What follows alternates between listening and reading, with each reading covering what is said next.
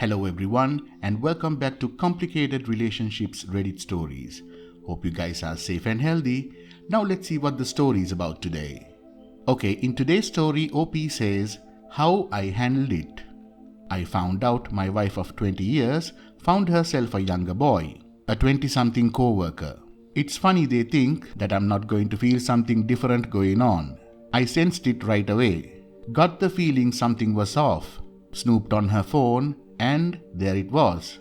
Spied for a few days and sure enough, they planned a hotel meetup on a Saturday. As expected, she came up with a story why she had to go out on some boring work meeting on that Saturday. So I said sure, no problem. I made sure that my iPad was charged and tucked it in the back pocket of the passenger seat in her car. Sent the children to my sisters saying I had errands to run. Then I watched where the iPad location was. First to a restaurant, not one of our usual spots, then to a motel. It was only 20 minutes away, so I headed out. It didn't take long to stalk the motel to figure out where they were. What I couldn't believe is that it was one of those cheap motels that charged by the hour. I knocked on about a half dozen doors and found their room. A man asked what I needed from behind the door.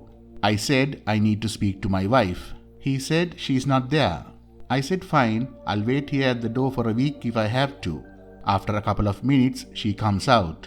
She looked like she was in total shock. I just asked, are you happy? Is this what you want? Fine, have fun. I left. She was calling after me, but I ignored her. I was crushed and I knew that I was going to cry, but no way that I was going to let her see that. She left immediately and went straight to her sister's. I was still watching where my iPad was going. Later, she called and told me that we got married so young and she was confused what she wanted. I said, you don't have to be confused. Do what you want. The marriage vows are broken, so I'm going to do what I want. I know this is not recommended, but it worked for me. I ghosted her in our own house. I was polite and cordial, but not loving in any way. I created a Tinder profile and started dating. This crushed my wife. She had several emotional breakdowns with uncontrollable sobbing fits. She begged me to stop and let's go marriage counseling. I said I like her idea better and that I was enjoying myself. I wasn't hiding in the shadows like her. I'm doing my business in the light of day. I was doing great on Tinder. I keep myself in shape. I am educated, make a great living. I'm honest and kind. I had no problems getting dates with very nice and attractive women. I told them exactly what was going on in my life because I didn't want to be dishonest. Of course, her boyfriend gets rid of her because his wife found out and they are trying to work it out. I told my wife to hit Tinder up and find herself a new guy. This would send her to crying uncontrollably. I never cried in front of her and I never begged her. Of course, what she did hurt me horribly, so I sedated those emotions by moving on. Ended up dating and being intimate with several beautiful women. They were all younger than my wife and this was upsetting her. Let me say that confusion of hers was long gone. She wanted us. I did too, so I stopped dating and we went to marriage counseling. We are long recovered now. This was several years ago. We don't dwell on the past and we talk about it openly. She asked me once if any of my girlfriends were better than her and I replied, oh yeah. One of them was amazing. I then explained how she was amazing and now my wife worked those things in our activities. I think the thing that snapped her out of it so quickly and had her begging me was how easily I can move on. She knows that I have no problem ghosting her and can be dating someone else a couple of days later. Say what you want, but it worked for me. Some people have asked if I had mind movies or feel inferior to the other man.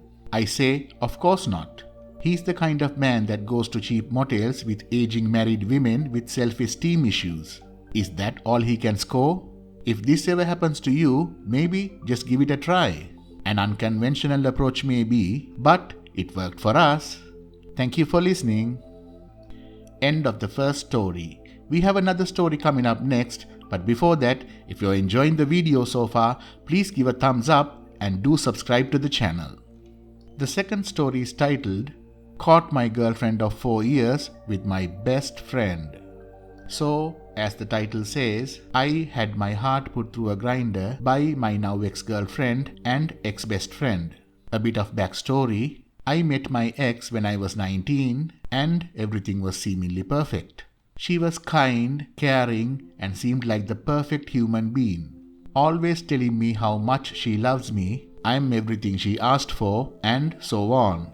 A few days into our relationship, I introduced her to my best friend, a guy whom I've known forever. We were born a month apart and been inseparable since we were toddlers. They meet and everything were perfect. He told me that we were perfect for each other and he'd be there for us. As the time went on, they started to get to know each other, as my best friend and I would always hang out, and they became good friends too. I was happy that they were getting on so well and everything was perfect. Fast forward 4 years, it was all good, or so I had thought. My girlfriend started to become a little distant, not answering calls, not replying to texts, or replying with one-word answers. I was baffled as we hadn't had a fight as well, given we had arguments, but those were normally silly issues like who ate the last slice of pizza. Not just her, my best friend also started ignoring me.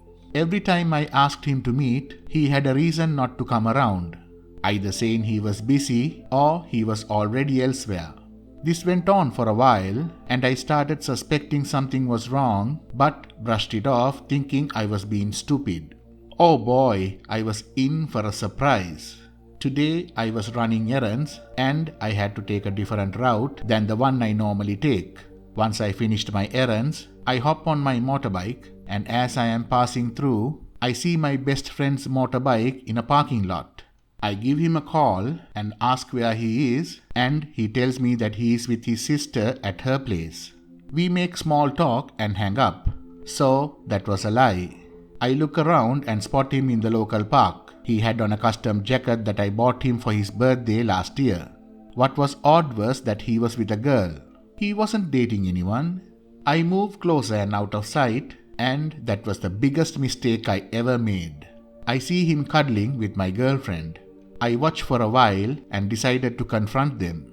So I walked up to the park bench they were sitting on and asked them if I could join in on the fun.